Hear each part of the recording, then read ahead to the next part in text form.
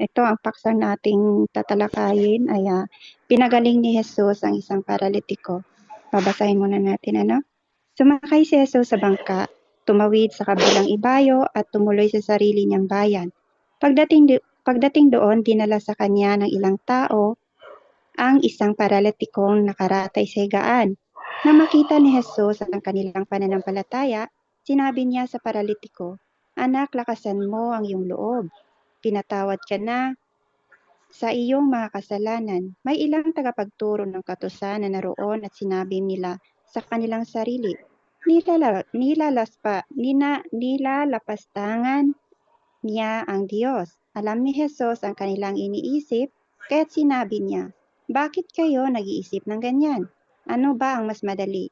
Ang sabihing pinapatawad na ang iyong mga kasalanan o ang sabihing tumayo ka at lumakad? Ngunit kung malaman ninyo na ang anak ng tao ay may kapangyarihang magpatawad ng mga kasalanan dito sa lupa." Sinabi niya sa paralitiko, "Tumayo ka, buhatin mo ang iyong higaan at umuwi ka na." Tumayo nga ang lalaki at umuwi. Nang makita ito ng mga tao, sila'y natakot at nagpuri sa Diyos na nagbigay ng ganitong kapangyarihan sa tao. Hallelujah. Hallelujah, Lord. Hallelujah, Jesus. Hallelujah, ba, Father. Yes, Lord God.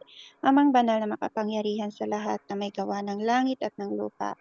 Ama ko, bigyan mo po ako ng kahinahuna ng puso at isipan, Panginoon.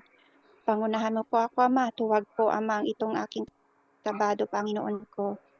Ama, nagpapasalamat ako sa mga kapatid ko po sa mga oras nito na nagpapasalamat, Ama. At thank you po, Ama, sa buhay nila, Panginoon, sa kagalakan na kahit man na may mga problema silang pinagdadaanan, ay andun pa rin po, Ama, yung pasasalamat nila, Panginoon.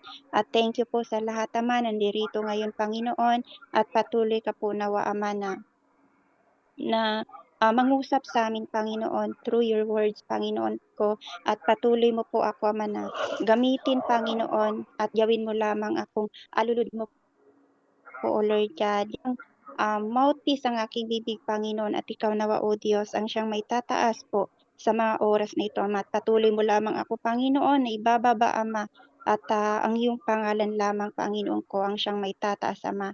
Patuloy ka po, Panginoon, na mangusap sa amin, at maghari sa aming mga puso at isipan, Panginoon, at lalo na po sa mga oras na ito, Ama. Maraming salamat, Panginoon. Patuloy ka po, Ama, na mag-lead sa amin. I-guide mo po kami, Ama, na yung banal na Espiritu, Panginoon, na siyang mag-lead sa amin at mag-guide, Panginoon ko. Ama, guide me, Panginoon. Bigyan mo po ako ng karunungan, ng katalinuhan at ng pangunawa, Ama, na nagmumula sa iyo, Panginoon. Gayon din po, Ama, sa mga makikinig sa mga oras na ito, Ama. Maraming salamat sa iyo, Panginoon ko, sa pangalan ng Diyos Ama, ng Anak at ng Espiritu Santo. In Jesus Christ mighty name we pray. Amen and amen. Ayan. Ngayon po ay ating pong unahin dito ay dito po sa verse 1, no? Sumakay si Jesus sa bangka, tumawid sa kabilang ibayo, at tumuloy sa sarili niyang bayan. Dito po na makikita natin na umuwi po ang ating Panginoong Diyos sa sarili niyang bayan. At ang ating Panginoong Jesus ay ano po siya, no, taga Nazaret po siya. At doon po siya lumaki doon po siya lumaki sa Nazaret, at taga roon din po yung kanyang mga kapatid at saka yung kanyang mga magulang, ano. At bago po siya umuwi ay galing po siya sa ibang bayan na nagpapagaling sa mga may sakit, sa mga sinasapian ng mga demonyo. At yun po, no, at nakita natin kung paano dun sa verse 8 na kung saan ay pinalayas niya yung demonyo at yung baboy, yung demonyo ay pumasok dun sa mga baboy at doon niya ay pinagtabuyan siya ng mga pinalayas, kumbaga pinagtabuyan siya ng mga tao kasi nga natatakot sila, kumbaga. At dito po sa verse 2, nakikita ko po dito, ayan, nakikita po natin dito na sabi dito sa verse 2, pagdating doon, dinala sa kanya ang ilang tao ang isang paralitikong nakaratay sa higaan. Kaya dito nakikita natin na alam nila na si Jesus ay nasa bayan na nila, at dito po natin makikita talaga na nagtutulong-tulungan sila 'no, nagtutulong-tulungan sila. Ayan, nasaan na ba 'yan? They are helping each other ano. Kaya bilang ano, bilang, dito nakikita natin na nagtutulong-tulungan sila para mailapit kay Jesus yung paralitikong may sakit, yung may karamdaman. At, yun nga, bilang sa atin ngayon 'no, kinalulugdan din ni Lord yung mga tao na nagtutulungan bawat isa at, um, tinulungan, nilapit natin sa Diyos yung mga may tao, ay yung mga taong may karamdaman, yung mga taong may sakit at, yun nga, alam natin na kinalulugdan po talaga ni Jesus ng ating Panginoong Diyos yung yung mga tao talaga na nagtutulong-tulungan at, hindi inaalinlangan na tumulong. 'Di ba sabi po dito sa Hebreo 13 verse 16, "At huwag nating kaligtaan ang paggawa ng mabuti at ang pagtulong sa kapwa, sapagkat iyan ang alay na kinalulugdan ng Diyos." Kaya po talaga, importante po talaga na tayo'y magtutulong-tulungan ng bawat isa. Importante po sa atin kasi, bilang mananampalataya na ng ating Panginoong Diyos ay, ito po yung nais ng ating Panginoong Diyos po talaga na patuloy tayo na tumulong. Dati sa kanila, face to face nila dinadala si Jesus, pero sa atin ngayon through prayers ano. Dito natin mababasa dito na sabi dito, ayan. 'Di ba, ang tanong natin dito, paano nga ba natin sa panahon natin ngayon, paano natin mailalapit ang mga tao na nangangailangan ng karamdaman? Paano nga ba natin sila mailapit sa ating Panginoong Diyos upang sila'y gumaling, upang sila'y makakilala? So, ang nakikita ko dito sa pamamagitan ng panalangin ng may pananampalataya. Dahil ito po yung importante na sa atin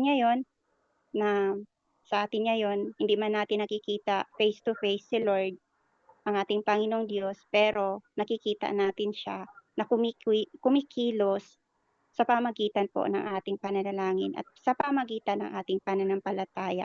'Di ba sabi po dito, pagagalingin ng Diyos ang may sakit dahil sa panalangin may pananampalataya, palakasin palakasin siyang muli ng Panginoon. Kaya ito po talaga na napakabuti kapagka tayo ay,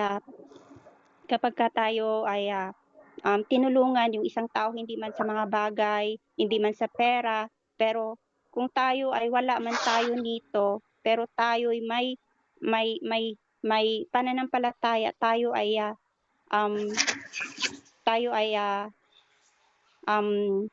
nananalangin sa ating Panginoong Diyos ay, puwede natin matulungan yung tao sa pamamagitan ng ating pananalangin at, yun nga, nang dahil rin po sa pananampalataya ng bawat isa ay, puwede po mapapagaling ang may sakit, yung mga tao na inilalapit natin sa ating Panginoong Diyos. 'Di ba ang dami ng mga prayer request natin na kung saan ay, tinutupad ni Lord dahil po sa mga prayers natin na may pananampalataya at gayon din po sa mga tao na na ating ipinapanalangin ay, may faith din sila kay Lord. Kaya po talaga napakabuti na sa panahon natin ngayon po talaga ay, ilalapit natin sila through prayers po talaga ano.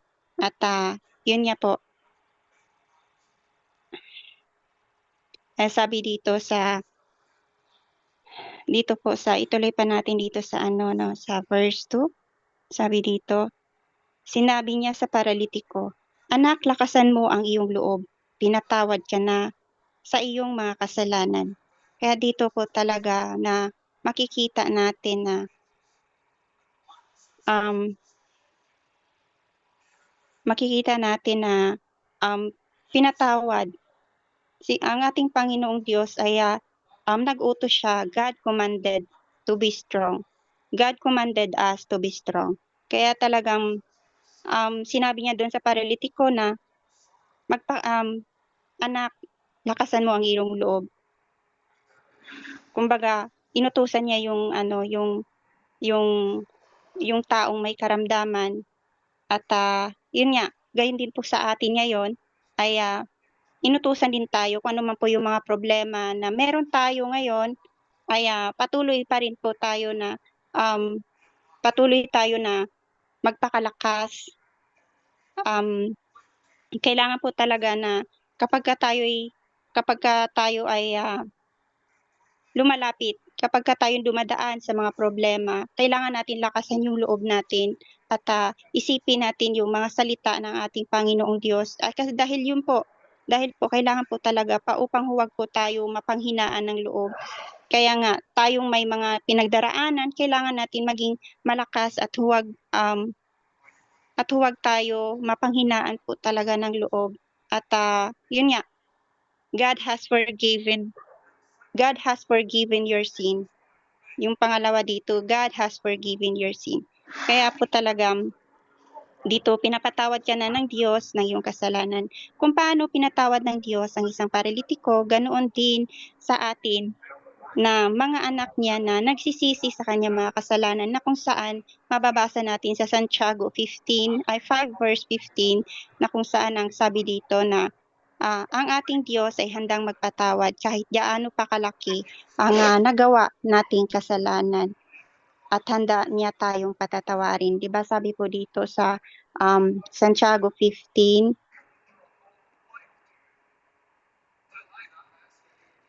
ayan dito.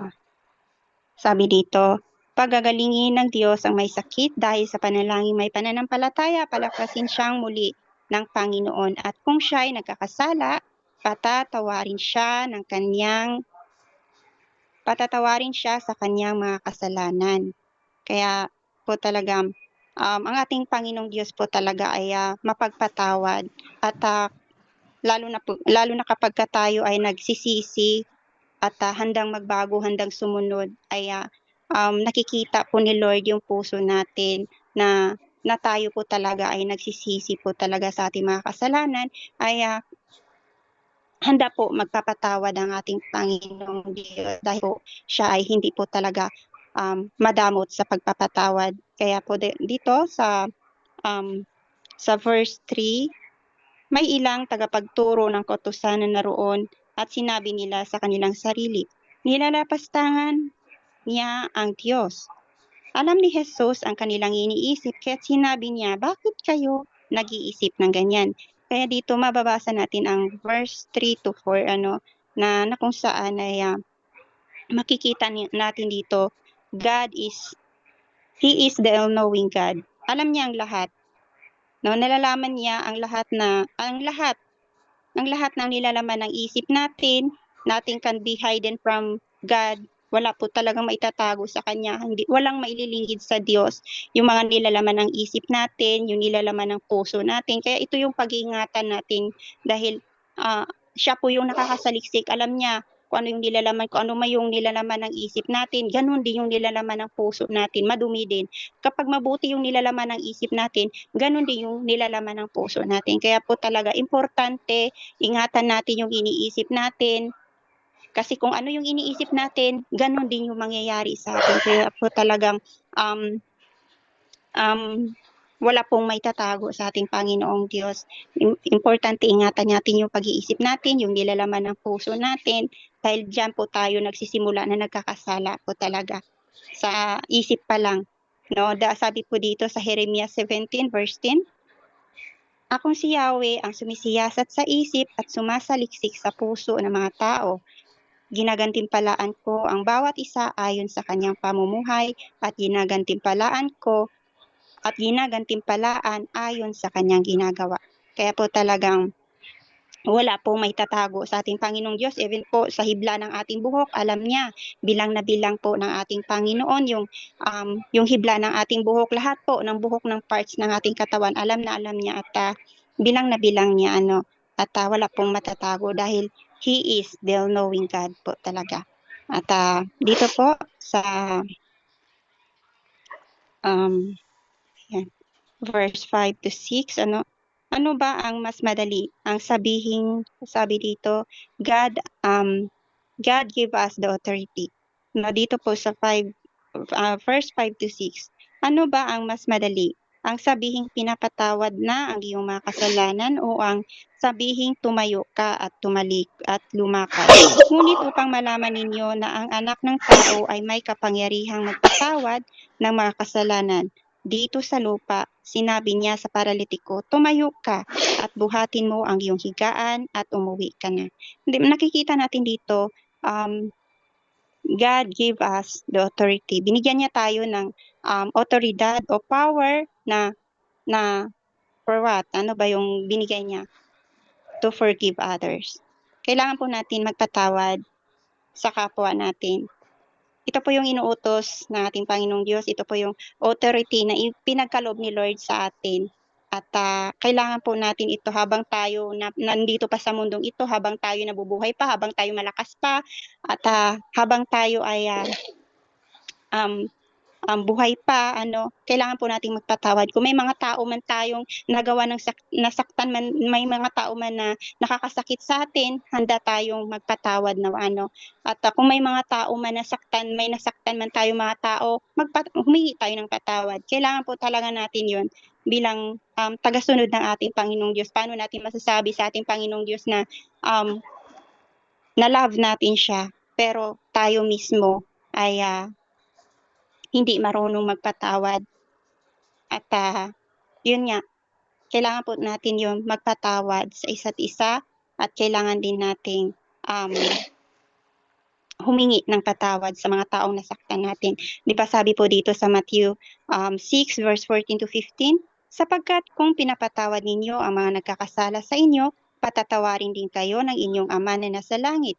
Ngunit kung hindi ninyo pinapatawad ang inyong kapwa, hindi rin patatawarin ng inyong Ama ang inyong mga kasalanan. Kaya talaga napaka-importante po na tayo po ay humingi ng patawad at napaka-importante po na tayo ay magpatawad sa mga taong nagkakasala sa atin. Dahil gayon din ang ibabalik sa atin ng ating Panginoong Diyos. Hindi rin niya tayo patatawarin. Kaya po talaga na kailangan po natin magpatawad sa kapwa natin. At sabi po dito sa verse 7, tumayo, sabi dito, halimbawa, sabi po dito, nakikita ko dito, obey God's word. Sabi dito sa verse 7, tumayo nga ang lalaki at umuwi. Nang makita ito, ayan, nang makita ito ng mga tao, sila'y natakot at nagpuri sa Diyos na nagbigay ng ganitong kapangyarihan sa tao. Yeah. Obey God's word, sundin ang salita ng Diyos. Kailangan natin sundin yung salita ng ating Panginoong Diyos, dahil sabi po dito sa Leviticus 18 verse 4 to 5, sundin ninyo ang mga ang mga kautusan at tuntuning ibinigay ko sa inyo. Ako si Yahweh ang inyong Diyos. Ang sino mang tutupad ng aking mga kautusan at tuntunin ay mabubuhay. Ako si Yahweh. Kaya po talagang kailangan po natin sumunod sa salita ng ating Panginoong Diyos. Dahil nga, siya lang naman talaga yung makakatulong sa atin. Kung hindi natin siya susundin, saan tayo mapupunta? We are nothing without Him. Wala tayong magagawa kung wala ang Diyos. Kaya kailangan po talaga na sundin yung salita ng ating Panginoong Diyos upang huwag tayo mapahamak at patuloy po tayo na sumunod kung ano man po yung nais niya. At kailangan po talaga humakbang po para tayo ay makasunod po talaga. Kagaya nito sa paralitiko, sa paralitiko nakikita natin, tumayo po siya, humakbang po talaga siya, hindi siya nagalinlangan, di ba? Sabi po dito, follow without hesitation. Sumunod po siya na walang pagalinlangan. Makakatayo kaya ako? Hindi niya iniisip na, totoo ba? Gumaling na ba talaga ako? Makakatayo kaya ako? Kaya talagang, di ba paralitiko, hindi makakatayo, hindi po ba? Kaya talagang,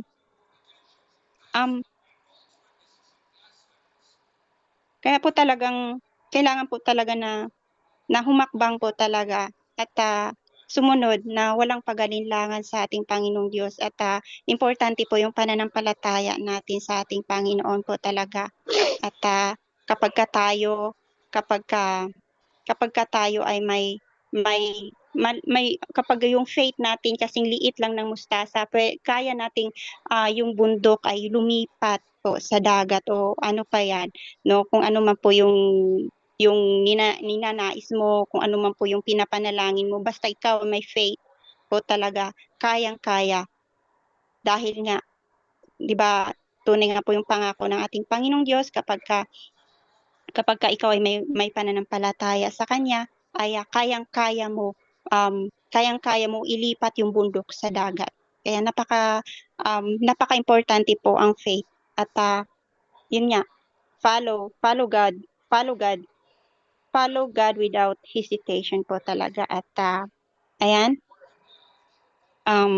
kung tayo man po ay nag-aalinlangan ay, humingi po tayo ng patawad sa ating Panginoong Diyos at humingi tayo ng gabay sa kanya at, alam ko naman, minsan po tayo 'no, minsan may gano'n po tayo na nag-aalinlangan din po tayo nag-aalinlangan din tayo kung ito ba ay, galing ba kay Lord o ito ba ay, ikakabuti ko ba? Pero dahil nga tayo ay, nananampalataya, dahil nga tayo ay nagtitiwala sa ating Panginoong Diyos, ay, alam natin na ito ay ikakabuti sa atin at ito ay ipagkakaloob ng ating Panginoon.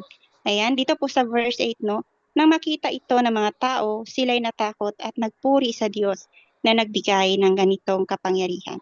Dito makikita natin fear God, matakot ka sa Diyos. 'No, matakot sa Diyos. Matakot tayo sa Diyos ano. Kailangan po natin matakot sa Diyos dahil, siya po may hawak ng ating buhay. Siya po ang nakakaalam sa'tin. He is the all-knowing God at, um, siya po yung ano, alam niya kung kailan tayo mawawala, kung kailan tayo babawian ng buhay. Kaya talagang kailangan po natin matakot dahil siya po yung manghuhukom.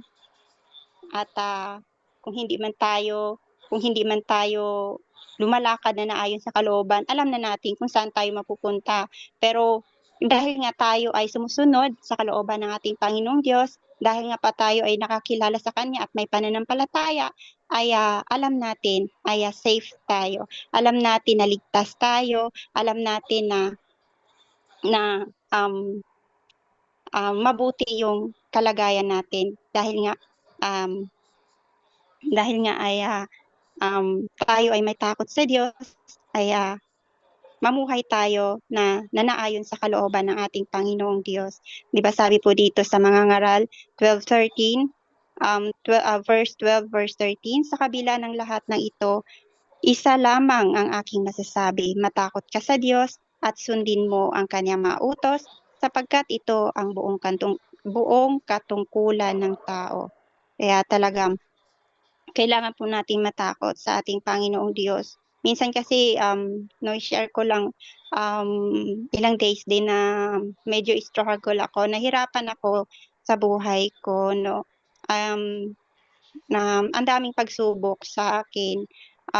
Alam mo, daming, maraming talagang pumapasok sa isip ko, ayan. Talagang sabi ko, "Lord, nagkakasala ako sa'yo palagi. Palagi ako nagkakasala sa'yo kasi takot na takot ako. Takot na takot ako na kapagka once na nagkakasala ako ano, natatakot ako baka lumayo sa'kin si Lord minsan." Ay, pero praise God kasi kahit na gano'n ay, um, nag may may may nagko-comfort minsan kaya talagang, mabuti po talaga na magkaroon tayo ng takot upang tayo ay mailayo sa mga kasalanan um, upang, maiwasan natin yung mga kasalanan na hindi po talaga kalugod-lugod sa paningin ng ating Panginoon. At, pangalawa po dito, glorify God. 'No, kailangan po nating luwalhatiin ang ating Diyos at purihin ang ating Panginoon. Dahil siya lang naman talaga ang marapat nating pupurihan at wala pong iba at hindi po ang mga tao. Hindi po yung mga tao na dapat nating itataas kundi siya lamang. Sabi po dito sa awit 66 verse 2, at purihin ang Diyos na may kagalakan, wagas na papuri sa kanya'y ibibigay, awitan siya at luwalhatiin siya. Kaya po talaga siya lamang ang marapat nating itataas, siya lamang ang kailangan nating luluwalhatiin, aawitan, yung pangalan lamang niya na ang ating maitataas at wala na pong iba po talaga. Hindi yung sarili natin, hindi yung ibang tao. Kaya po talagang siya lang at kailangan natin na yung may apply natin sa sarili natin, magkaroon tayo ng takot sa ating Panginoon at patuloy na papupurihan natin ang ating Panginoong Diyos at sumunod tayo sa Kanya na walang pag-alinlangan at patuloy tayo sumunod sa ating Panginoong Diyos sa Kanyang mga salita at yun po na kailangan po natin magpatawad sa kapwa natin at kailangan din natin patawarin yung sarili natin. At yun nga po, kailangan po natin mag-iingat sa ating mga iniisip, yung nilalaman ng puso natin. At kailangan po nating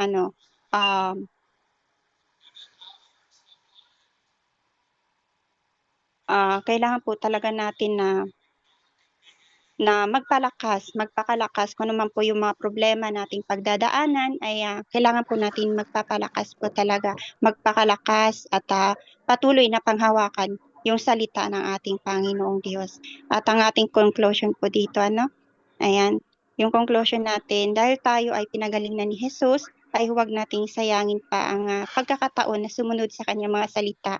At dahil tayo ay pinatawad na ng ating Panginoong Diyos, tayo ay magpatawad din sa mga taong nagkakasala sa atin habang maaga pa at habang maaga pa tayo ay humakbang at sumunod sa kanya na walang pag-alinlangan at yun nga, habang tayo ay malakas pa sa mga oras na ito ay patuloy tayong sumunod sa kanya at yun nga, our days are numbered po talaga.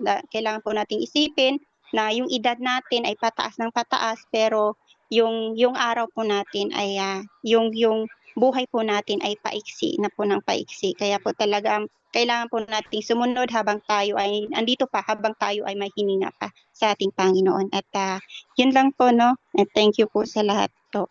Ayan. Hallelujah, Lord. Thank you po, Ama. At nawa, Panginoon, may naintindihan po ang aking mga kapatid, Ama, na kahit ako'y kabado po, Panginoon. Thank you, Ama, sa pag-guide mo po sa akin. Maraming salamat po, Ama, na nariyan ka po parati, Ama, na patuloy po na tumulong sa akin at yun din po sa kapwa ko po. Nandirito, Ama, sa mga kapatiran ko po, Panginoon. Alam ko po, Ama, na andito ka po, Panginoon, sa mga oras na ito. At patuloy ka po, Ama, na kumilos sa bawat isa. Patuloy ka po, Ama, na mangusap, Panginoon. At lalo na po, Ama, sa mga mag-i-insights, Lord. Patuloy ka rin po, Ama, na mangusap rin po sa bawat isa. Alam ko na may mga ginagamit ka rin po, Ama, sa mga mag-i-insights, Panginoon. At thank you, Father God, sa mga oras na ito dahil ginamit mo po ako at pinagamit mo rin po sa akin yung talento na ipinagkaloob mo po sa akin, Ama. Thank you, Father God, na kahit na sabi ko, Lord, 3 days lang po, Panginoon, pero binigyan mo po ako ng time na ginamit mo po yung amo ko na huwag na lang ako magluto at yung may time ako na mag-review, Lord. Thank you po sa pag-guide mo po sa akin. Maraming salamat, Ama.